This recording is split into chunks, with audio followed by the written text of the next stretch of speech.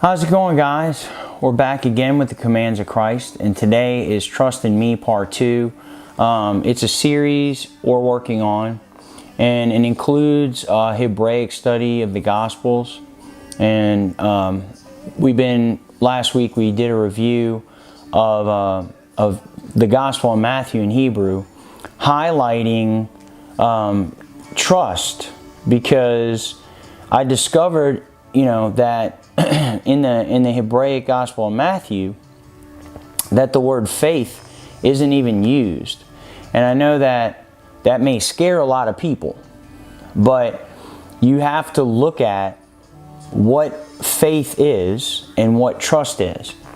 So, for instance, in Matthew chapter 8, when the leper comes up to Jesus to be healed, you have to look at his attitude. There's trust there for the Lord, because he says, if you're willing, you can make me clean. If you're willing, you can make me clean. Think about that. Is that faith? We can't argue that it's not faith, but to what degree of faith? And that's what I'm talking about. So, it can sound scary, but it's not. Think about it, okay? So what we're talking about is how trust is 100% faith. A great example of this is when you look at Abraham. When Abraham took his son Isaac up to the mountain, God commanded him to take Isaac up to the mountain so that he could provide a sacrifice for the Lord.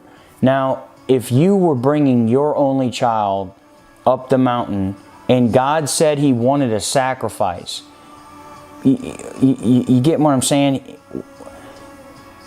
He's got to be, most people would not trust that. It would freak them out.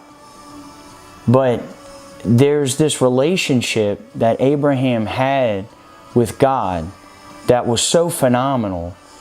He just did it. He didn't understand why. It didn't matter. God told him to do it. And everything that God had done for Abraham previously in his life, there was no question whether God was good or not.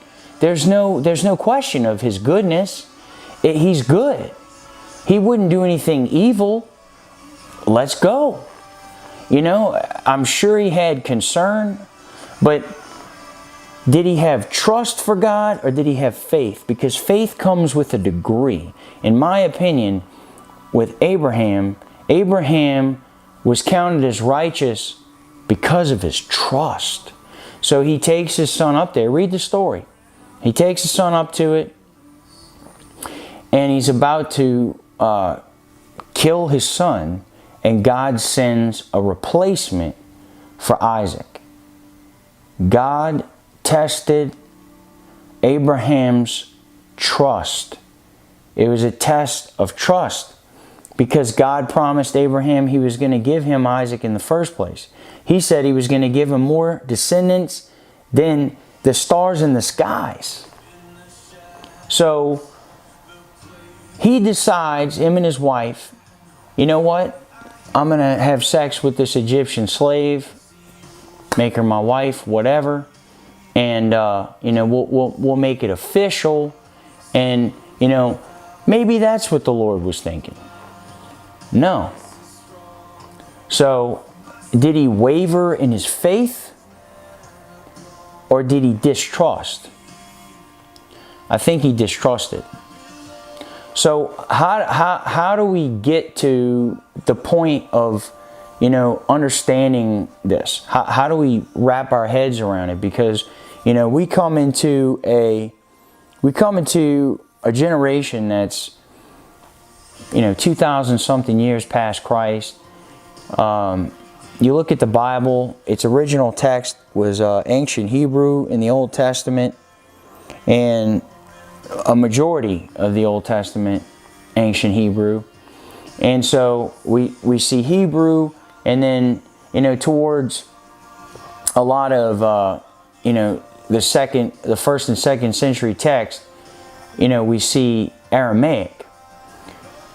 So I don't want to get too complicated here, but you look at Matthew and John, those two, them being Hebrew, and in the beginning with Christ, their ministry being primarily Hebrews, it would make sense that the Gospel of John and the Gospel of Matthew were written in Hebrew.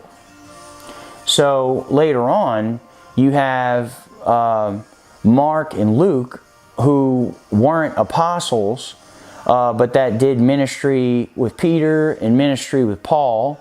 And so, in following the Great Commission, go therefore to the nations, it would make sense to have a gospel written to the Gentiles, a gospel written to non-Hebrew, people maybe that didn't speak Hebrew.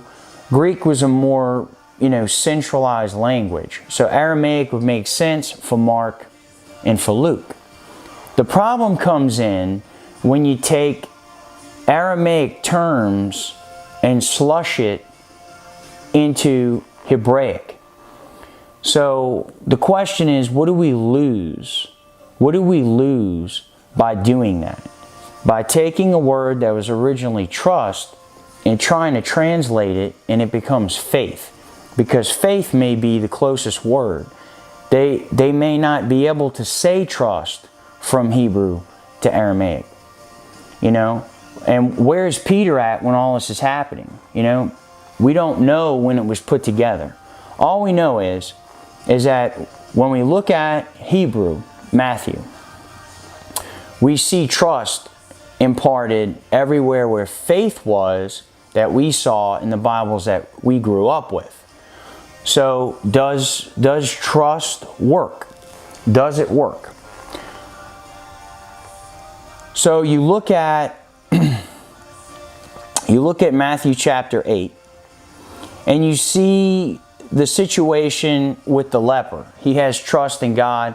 So in the Hebrew translation, Jesus says he's healed because of his trust. The centurion comes up to Jesus and says that his servant is sick, and Jesus asks him if he wants him to go and heal him.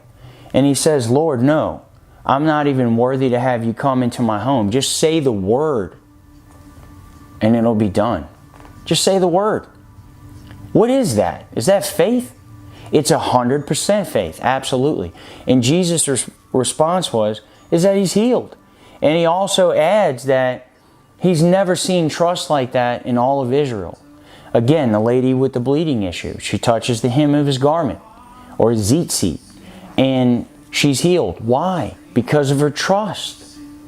Over and over again. And then when you see people that aren't healed, or you see towns that are in bad shape, or that aren't repentant, and that run into problems, it's because of their lack of trust. Disciples asked Jesus, why did, I've listened to the Gospel of Matthew in its original form at least 8 times now, and it blows my mind because the faith isn't even in there. So you go to Revelation and you hear things like be hot or cold. We did commands on that from Jesus. Be hot or cold. If you're lukewarm, I'll spew you from my mouth. I will reject you. Wow. So if he wants you to be hot, what does he want from you? Does he want faith? So for years, we set the standard for faith. We think that if we have faith, we're in good shape. If we have faith in Jesus Christ, we're going to go to heaven. Interesting. So in Matthew chapter 7, Jesus says, this is 13, enter through the narrow gate, for wide is the gate and broad is the road that leads to destruction, and many enter through it. But small is the gate and narrow is the road that leads to life, and only a few find it. Only a few find it. Watch out for false prophets. They come to you in sheep's clothing, but inwardly are ferocious wolves. By their fruit you will recognize them. Not everyone who says to me, Lord, Lord, will enter the kingdom of heaven, but only the one who does the will of my Father who is in heaven. Many will say to me on that day, Lord, did we not prophesy in your name and drive out demons in your name and perform many miracles? And I will say to them, I never knew you. Get away from me, you who practice lawlessness. So, how many times have we done the command, honor God's law? So, lawlessness. Man, all this stuff works together. Trust is a big deal. Trust for God, right? And so we've got lawlessness over here, and we have faith. So is faith the vehicle that makes us counted as righteous to God? Because I've heard that so many times. People say, you know, Abraham was counted as righteous because of his faith. Really? Really? It wasn't his trust and his obedience to God? It was his faith. That was it. That's all he needed was faith. Satan has faith. Where's he at? You know? Come on, man. Help me out. I'm trying to understand here. So, man with leprosy, right? Trust. Centurion, trust. Lady pulling on the edge of his garment, trust. And we see so many situations with the storm. Jesus and calms the storm, and the disciples are freaking out. And in the Hebrew Matthew, he gets upset with them for their lack of trust. You know, so what is trust? The other day I was getting a haircut, and me and my barber were talking about this. And I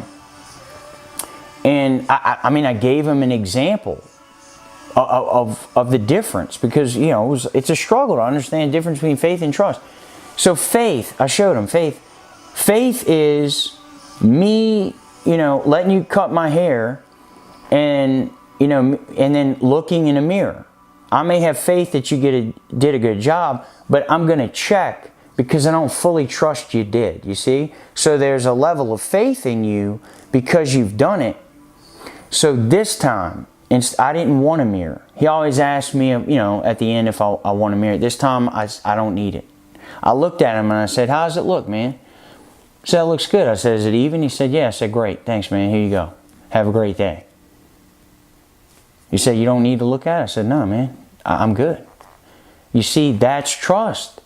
And faith and trust are similar. They work together. They do. I'm not going to say they don't. And I'm not going to say faith is a bad thing. What I'm saying is that faith is an entry level to Jesus Christ. Faith is the entrance. So when you're walking with Jesus, now He's developing your trust. And that's the difference between the elect, okay? The elect and the Christian. And people are going to say, well, what is that? Well, the elect are called the children of God. Christianity is a religion. That is a religious practice. Religion and Jesus are two different things. So to be a child of the King of the universe, a child of the King of the universe, you are chosen. You are special. You are different.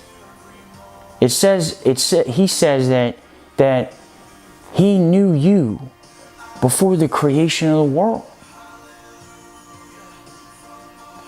This is very, very, very special. This is the eternal gospel of Jesus Christ. It's not a joke. It's not a religion. It's not a religious practice. It is the eternal gospel. So, lawlessness is not a part of that. Okay? Faith is not a part of that. Trust, obedience, and holiness is a part of that. So I think we completely understand. At this point, we're starting to get close to the difference between trust and faith, because there's a big difference.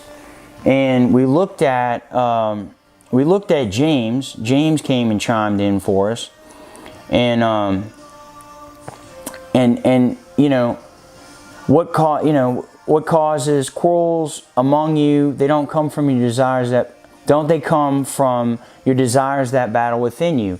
You desire, but you don't have, so you kill. You covet, but you cannot get what you want, so you quarrel and fight. You do not have because you do not ask God. When you ask, you don't receive because you ask with wrong motives, that you may spend on what you get on your pleasure. Look at everything he's saying here. It's all lawlessness.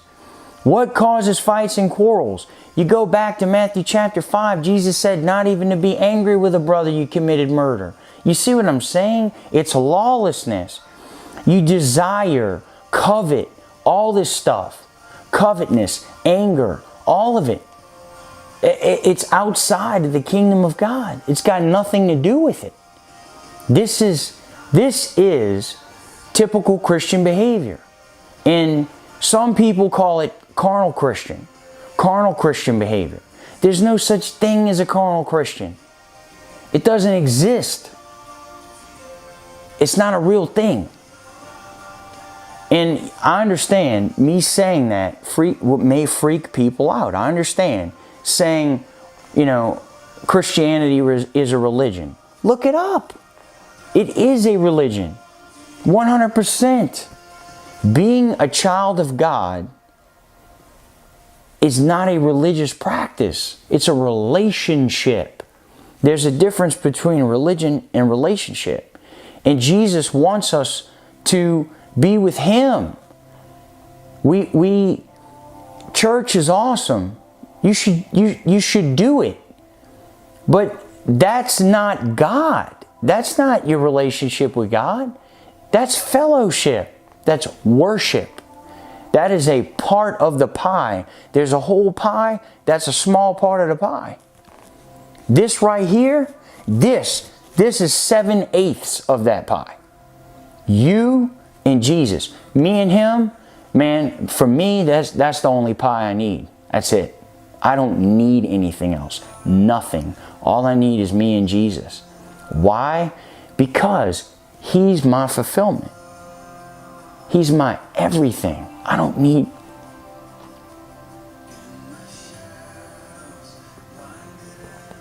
nothing else. Nothing else. So, we move on. Alright, so it's scary. I know if you look in Matthew chapter 10, you can see a list of the apostles. Mark and Luke are not there. We know that they have a part of the Greek ministry with Paul, and Luke with Paul, and some say Mark with Peter. Others say that the Mark was written by John Mark, and you know, there's really no way of knowing without you know, doing a lot more research and reading. And some of the books may not even be there, folks. But at the end of the day, what happened with the translation is we just lost words like trust. And they were replaced with faith. And then you'll see faith put in all the way out, through all the way into, you know, everybody that translated the Bible. So imagine going from ancient Hebrew to Hebrew to Aramaic, the Aramaic to Latin, and Latin to Old English, and Old English to more modern English, and by the time it gets over here, the whole Bible says faith when it should say trust. So by going to the original scriptures, you get closer to what was really said there. Blessing was put in place of happy. So in the Beatitudes, it's, you know, we blessed, you know, blessed are the meek, for they inherit the earth, and blessed is he who seeks righteousness, for he will be filled. And you go back and it's happy. So everywhere you see blessed, and we know for sure in Matthew and John, everywhere you see blessed, plug in happy and see what you get. It's not a big difference. It's not too big of a deal, but you can be blessed and not be happy. You see? You can. I'm blessed. I'm blessed every day. but I'm not always happy. I'm blessed, and I'm still depressed and sad. You see? And Jesus says in the Beatitudes, we'll go to it. Let's go. Let's go to the Beatitudes. Matthew 5. Let's go there. Go with me. Come on. Let's go to 5. Blessed are the poor in spirit, for theirs is the kingdom of heaven. So let's try it. Happy are the poor in spirit, for theirs is the kingdom of heaven. Okay? Blessed are those who mourn, for they will be comforted. Happy are those who mourn, for they will be comforted. Blessed are the meek, for they will inherit the earth. Happy are the meek, for they will inherit the earth. So, it's not a big deal, but you'll lose a little bit. And just keep going. Just keep going. Plug it in. See what happens as you go through. So another one. Here's one. So in Luke 14:26, in the transfer, I'm going to show you something that happened here. If anyone comes to me and does not hate father and mother, wife and children, brothers and sisters, yes, even their own life, such a person cannot be my disciple. So I've seen that for years. I looked it up online. Man, there's so much. If you look that up online, man, there's so much so much fighting over that text. And I know what it means because I've read it before. I know that Jesus didn't mean that, but why was that written? You know? Well, why? So look at Matthew 10:32 through 39. Whoever acknowledges me before others, I will also acknowledge. Well, let's stop for 1 second. Right here. Anyone who loves their father or mother more than me is not worthy of me. That's it. That's what he was trying to say. So you go to Luke 14 and he's saying, hate anyone who doesn't hate their mother and father. You see? I don't know what happened in the transfer. Because we know Luke was not an apostle, and we know that Luke was making a more convenient gospel for Aramaic for the Greeks and Asians and all these other folks outside of the kingdom of Israel, the Hebrews, right? So something happened there. But Jesus, guys, he always brings us the truth. Whoever acknowledges me before others, I will also acknowledge before my Father in heaven. But whoever disowns me before others, I will also disown before my Father in heaven. Do not suppose that I have come to bring peace on the earth. I did not come to bring peace, but a sword. For I have come to turn a man against his father, a daughter against her mother, a daughter-in-law against her mother-in-law.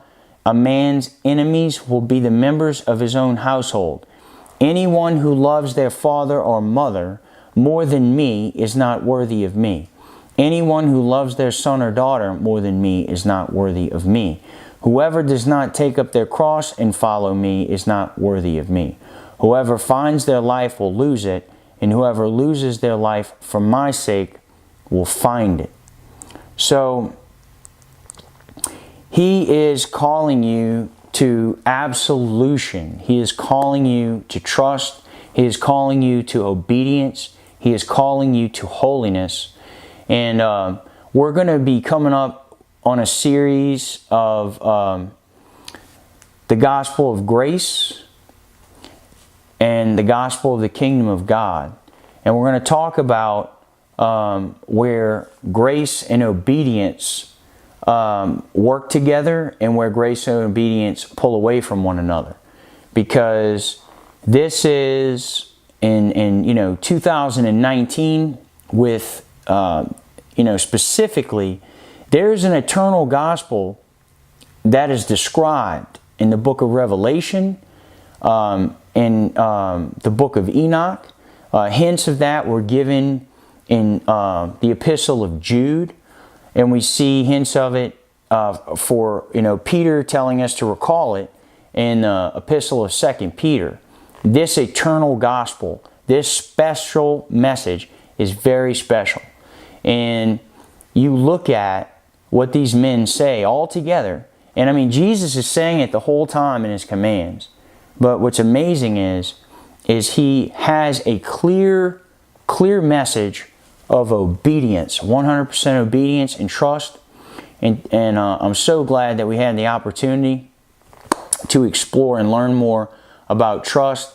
And man, our next journey is going to be with obedience. So we will be doing another video on trust again. So be looking for that. We appreciate everybody tuning in, man. And we just, man, we thank you guys for supporting us in this ministry of the gospel. And we just ask that you share it.